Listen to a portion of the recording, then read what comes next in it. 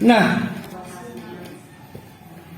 akhirnya untuk mengukuhkan hati Nabi Muhammad yang hampir saja keselandung, kepleset karena proposal soal orang-orang kaya berpotensi akan bersyahadat dengan syarat,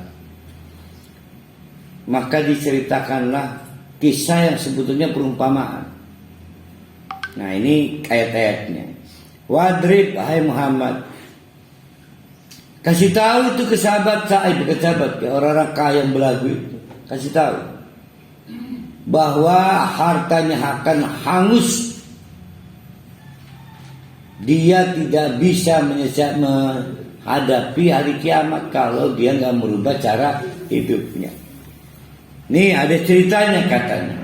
Wadrib, dan bikinlah lahum untuk mereka masalah suatu perumpamaan, yaitu rajulaini, ada dua orang, ja'alna li ahadihima, yang salah satunya kami bikin memiliki kebun, tidak tanggung-tanggung, jannataini, dua buah kebun, min a'nabin, berupa anggur. Tapi anggur jadi gini, untuk menunjukkan luar biasa tajirnya, ini digambarkan oleh Allah tajir. Tahu para ahli tajir itu? Oh, ini asauran tajir kebengi. Oh, itu tajir ya. Nah, digambarkan itu begini nih. Ini 5 hektar. Kebun apa ini namanya? Anggur. Kebun anggur. Ternyata ini beranggur. Ternyata dikepung dia. Dikurung, dikamuflase. Allah yang bikin, dia enggak. Dengan kebun kurma. Tampak dari luar, kebun kurma itu. Nah sumeh lah maling ini sumeh. Padahal mah di dalamnya anggur. Jadi tertipu.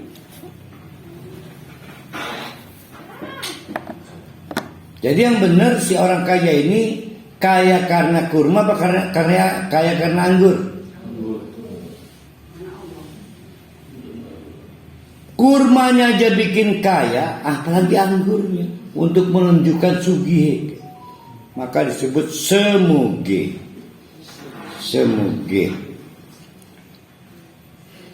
Wa ja'alna bainahuma zar'an. Terus di antara keduanya kami bikin zar'an. Ada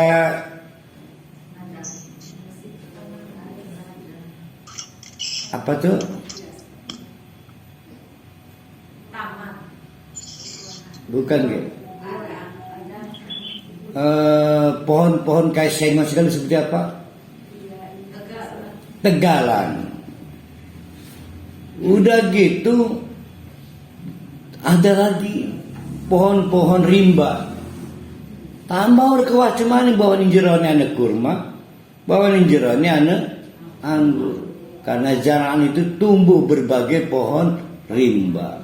Ana kedongdong, ana cereme, ana kemang, tumbuh tangkil, bahkan pohon ceplis be anu.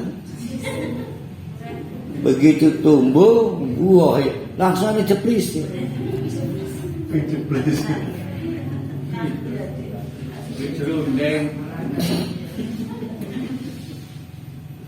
Jadi untuk menggambarkan, wah luar biasa, powerful subjek.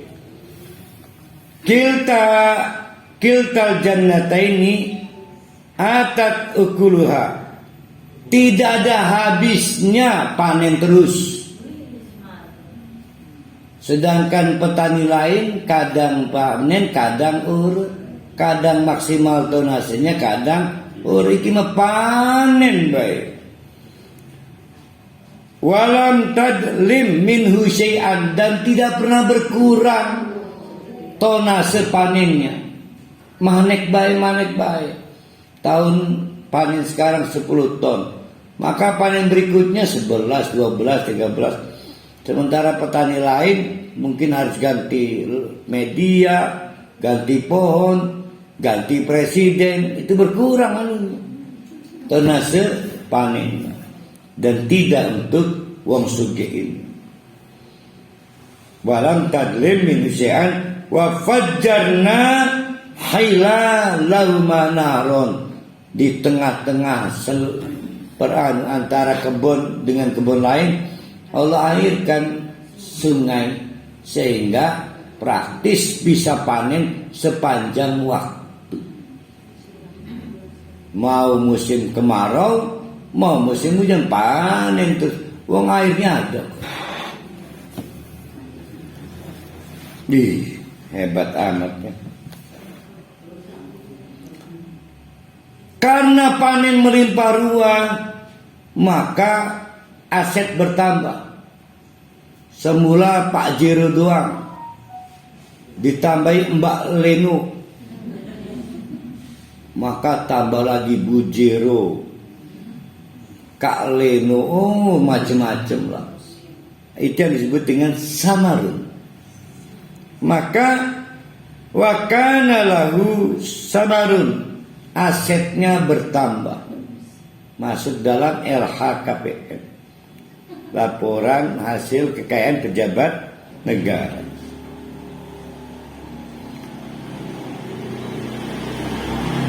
Sehari-hari dia punya teman, sama-sama petani, sama dia anggur, temannya juga anggur. Sayang kurang sukses, bahkan jauh dari sukses. Sehingga apabila dua orang ini ketemu, yang satu kaya raya, yang satu miskin raya.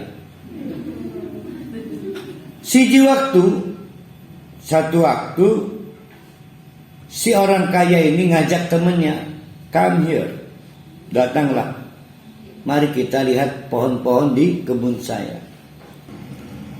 Faqala li sahibihi, sambil diajak, dipamerkan, lihat tuh, panen tidak pernah berkurang, panen sepanjang waktu. Mulai sombong dia. Wa huwa yuhawiruhu, sembari ngajak ngobrol, termasuk soal anak-anak mahasiswa yang terus-menerus ngedemo menolak pemilu ditunda. Jadi obrolan. Problem mulai timbul. Apa problemnya? Sombong. Maka yang kaya ini ngomong ke temannya miskin, ana aksar minka, punya saya lebih banyak dari kamu. Apa yang banyak? Satu, malan, asetnya. Kamu udah ketinggalan. Kali ibadah kamu salah kali. Nah ini menarik. Wa azu nafaron, bahkan tenaga kerjanya banyakkan saya. Kamu 2, saya 200 loh. Ya. Gimana itu? Kok kamu ketinggalan kala itu? Wa dakhala jannatahu wa huwa dzalimun li nafsihi. Nah ini agak rumit bacanya ya. Kalau kata Ustadz Adi Dayat, pelan-pelan. Nah, cara mengkonstruksikannya begini. Ini ayat berapa? 35 ya. 35. Ayat 35 ini ada 2 dialog yang dibalik layar. Yang pertama berakibat jawaban wa dakhala jannatahu wa huwa dzalimun li nafsi. Yang kedua sehingga terjadi jawaban qala ma dunu an tabida hadhihi abadan. Yang ketiga sehingga terjadi jawaban wa ma adunu sa'ata qa'imatan wa la in rudittu qaimatan wala in ruditu ila rabbi la ajidanna khairan minha munqalib. Ada 3 munqalib, ada 3 tuh. Tapi dia ceritanya nggak ada. Jadi rupanya begitu sombong si orang kaya itu, lah si remasek di prime, si rencana kebun di prime, lah aset urut tambah lah gitu nyangkit tambah mukangkut, aset irama beanu gitu, rabi tambah lah si merabi siji tinggal setengah. Apa kata si orang miskin itu? Hati-hati lur.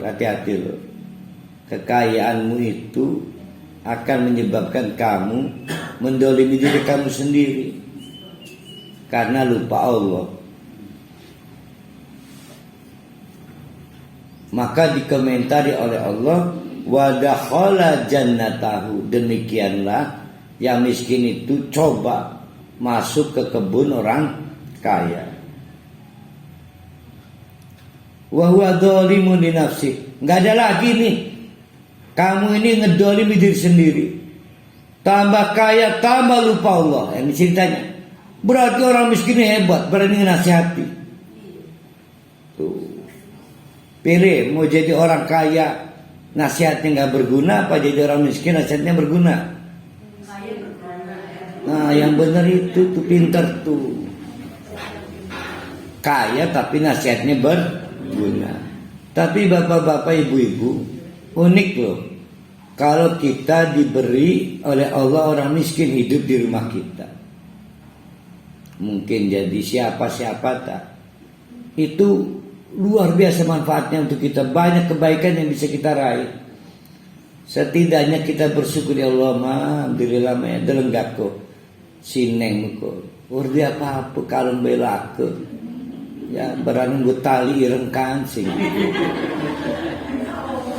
Jadi memelihara orang miskin di rumah kita menggiring kita bisa bersyukur terhadap apa yang kita terima. Banyaklah kebaikannya. Kalau nggak percaya, coba aja di rumah. Kita ada apa-apa memelihara orang miskin, orang kita lagi miskin. Di atas langit ada langit gelati orang miskin ning sore mana. Qala ma'adunnu antabida di abadan. Saya pikir ini bakal lama ini. Bakal lama. Panennya lama. Bakal lama. Jadi seolah-olah ada dialog.